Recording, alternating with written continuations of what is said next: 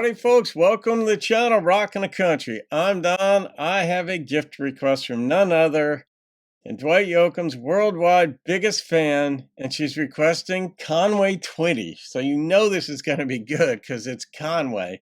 Linda on My Mind. Renee made a gift to the channel for me to do this one. So Renee, thank you for this gift and request. And you said that I should really enjoy breaking this one down. So let's find out if I break down. But no, you're right. I do like breaking down songs. I like giving my thoughts on the psychology of things, the sociology of things, absolutely the philosophy of things. They're all interrelated anyhow. And let's see what Conway's got for us. Linda on My Mind. Woo-wee, who be Linda? All right, so here we go. Now I'm lying here with Linda on my mind. Harmonies already. And next to me, my soon-to-be, the one I left behind. And Lord, it's killing me to see her crying. She knows I'm lying here beside her with Linda on my mind. Lying. It could be lying yes, I this know way. that I once loved her, and I placed no one above her, and I never thought I'd ever set her free. But it just wasn't in my plans, the way Linda squeezed my hand the first time that I held her close as she danced with me. She said, I've loved been there in you the first place for a long time, but you're married to a friend of mine, and I try hard to never let it show. Wait a minute. He's doing everybody wrong, right? Am I hearing this right? That Linda is like married to a friend of his and he's hooking up with her? I don't know. Actually, I do. All right, here we go. Stop doing wrong, Conway. Jesus. But my love for you is stronger. I can't hide it any longer. And so I thought I'd better let you know that I'm lying here with Linda on my mind. The harmonies are killing me. And next to me, my soon-to-be, the one I left behind. Soon and Lord, it's killing me to see her crying. She knows I'm lying here beside her with Linda on my mind.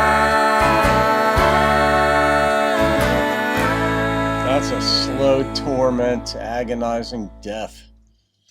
Yikes. What do you even say about that one? He said it all. And he's doing his friend wrong. He's doing his wife wrong. Linda's doing her husband wrong, as I understand it. Yeah. It's a certain thing where it's, Mark Twain said, it's easier to stay out than to get out. So the key, no matter what it is.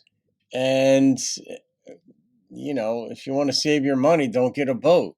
Because once you get one, you want a bigger one. And, you know, so it's easier to stay out of boating than to get out of it.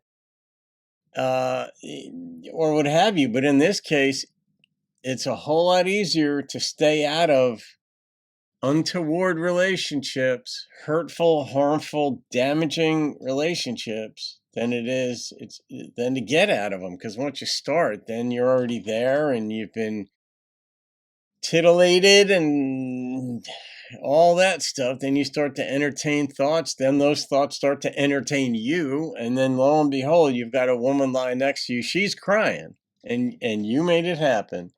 And I mean, I get it though. I mean, human nature. We have rules of civility. We have laws, social norms, and such to keep us from just being like the animal kingdom. Um, where eat or be eaten. So we have expectations that are set. We grow up in a culture. Some of these cultures are thousands of years old. When you have like the Judeo-Christian ethos, if you will, uh, and that's just throughout culture, whether you're an atheist or not, it's still part of the culture in which we're raised. So the idea of going to another woman, being cheated on, that doesn't work. It's like we make a promise to one person, and then you've got to try to make that work.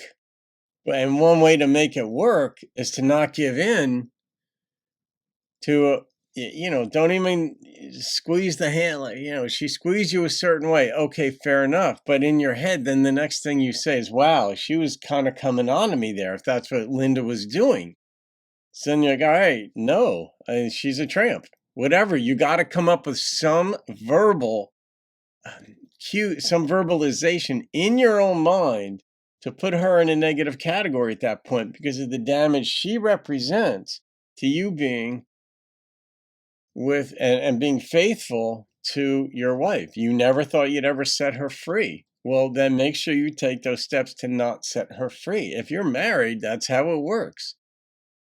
Um, Prior to that point, yeah, I mean, there's a way to handle a divorce too, and maybe he's handling it okay. I mean, I'm divorced, so I understand it, but not for cheating reasons. Now, if a relationship grows cold, or your significant other, if your spouse is cold, detached, mean, uh, alcoholic, I don't know, pick your poison on this stuff, the relationship poisoners on it, then okay, then divorce can happen. But because some other woman is more scintillating than you, uh, man, what happens if that fails? It's a mess. So it just becomes a mess. You've lost your best friend, and future friends are going to be like, wow, that dude's a greaseball. And then Linda's friends are going to be like, wow, she's a greaseball. Two greaseballs together now. It's just a messy, messy way of going through life. That's why honor and commitment, as much as is in you, is the better way to go. So, Renee, this is your fault. Dwight Yoakam's worldwide biggest fan sicked Conway on me. And now we got Linda in the picture. Good Lord, Lori. Conway sang this thing beautifully for what it was. I mean, you got to remember there's an intention behind a song, and it has to communicate that. It's like there are some actors who play really bad guys or really bad girls, and they're not that way in real life, but they're acting out that part, and they have to buy into it because that's their part, to be a really bad person in that given role. And, Dwight had to sing this song as it was meant to be portrayed. Dwight. Conway had to sing this song the way it was meant to be portrayed, and he did. I was shocked that the backing vocalization came in so early, because that gives a sense of agreement, a sense of solidarity, a sense of social, almost cohesion, not even almost, definite social cohesion to what's being said in that line at that moment. And in this case, what we were getting was that there's agreement. And sure enough, Linda was on board. All right. So I got to rate this thing. Man, we human beings make things messy, don't we? The number I go with it is a 9.3. It just hit me. I don't know, because I mean, as a life coach, as a relationship coach, which I do for people, I see them going through this, and it's like best, like, school yourself to not be tempted. You'll be a lot happier. You won't be tormented within yourself. You won't have those tinges of guilt, and you won't go down a path where you're crushing people. Yikes. All right, guys. I hope you enjoyed that. Have a great day. See you on another video. You can thank Renee Mooberry for that in Las Vegas, but she's a Louisiana girl and keep rocking the country.